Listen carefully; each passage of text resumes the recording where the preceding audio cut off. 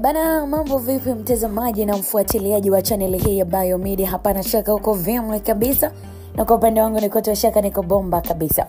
Karibu sana kwa ajili ya kuangazia taarifa ambazo tuko nazo hii leo, na moja kati ya taarifa ambayo tuko nayo hapa kwenye channel ya Biomedia ni jibu la Diamond Platnumz kwa Mbosso baada ya kuweka wazi kuondoka kwake WCB Wasafi ni msiba mzito. Yeye ndo alikuwa msanii tegemezi.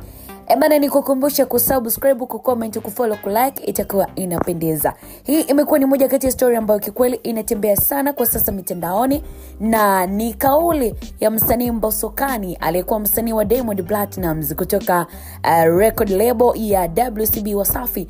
Na Mbosso bana, kwenye moja interview ambayo amefanya alisema kuwa hajisifii, lakini ukweli ni kwamba yeye ndo alikuwa muhimili wa Wasafi, kwa maana ya kwamba alikuwa amebeba Wasafi mabegani mwake. Ndiye msanii ambaye alikuwa anafanya show nyingi kuliko msanii yeyote pale Wasafi, kwa maana ya kwamba alikuwa akipatia kipato kikubwa sana record label yake Diamond Platnumz. Lakini pia Mbosso aliweza kusema kuwa kuondoka kwake Wasafi hakukutokana na Zuchu, na wala hapana bifu la Zuchu pamoja na Mbosso kama watu wanavodai.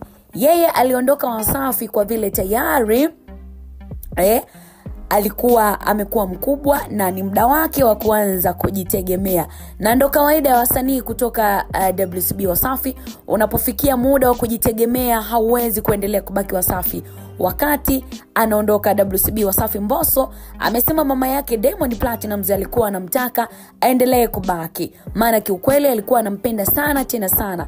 Lakini pia Mbosso aliweza kuweka wazi kuwa ana madeni makubwa sana toka aondoke WCB Wasafi. Inamaanisha kuwa ile kauli ya Diamond kuwa amemsamehe Mbosso pesa ya kuvunja mkataba pale Wasafi ni uongo. Kumbe kama alimsamehe Mbosso, pesa yale madeni yametoka wapi? Kwa Mbosso. Kwa hiyo huenda walifunika kombe ili mwanaharamu aweze kupita, kwa maana kwamba waliweza kuficha siri ya kundi ili kumtengenezea Diamond Platnumz mazingira aonekane kuwa ana huruma na wasanii wake. Kumbe ni uongo mtupu. Bana, haya yalikuwa ni maneno ambayo Mbosso ameongea kwenye moja ya interview ambayo ameweza kufanya na vyombo vya habari.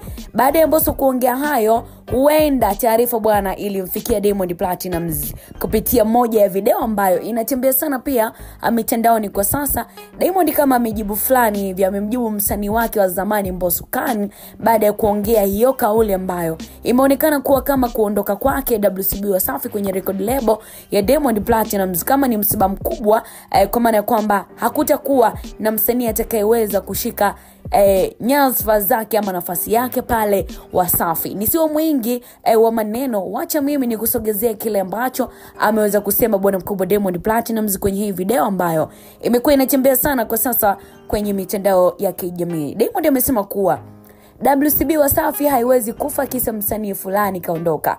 WCB Wasafi ni kubwa kuliko msanii yeyote yule. Walikuwepo wasanii wakubwa na wakaondoka, lakini hakuna kilichopungua kwetu. Na hata ukiangalia sasa record label zote Tanzania zimezima, imebaki yetu tu. Kwa hiyo hakuna msanii mkubwa kuliko Wasafi. Hiyo ndo kauli ya Diamond Platnumz ambayo amemjibu Mbosso kutokana na kauli yake ambayo imeonekana kuwa kama anajiona mkubwa fulani hivi. Kuondoka kwake pengine kwenye record label ya WCB kumekuwa msiba mzito na hawataweza kupata msanii mwingine kama Mbosso. Sasa hii inawezekana ikawa ni kweli ama si kweli, mimi sijui. Lakini pia wewe ambaye unatazama channel hii ya Biomedia kwa wakati huu na tayari story hii umeweza kuielewa kwa undani zaidi kwa kile ambacho kinaendelea kwa upande wa Mbosso, lakini pia na aliyewahi kuwa mwajiri wake. Hapa tunamzungumzia bwana mkubwa Diamond Platnumz.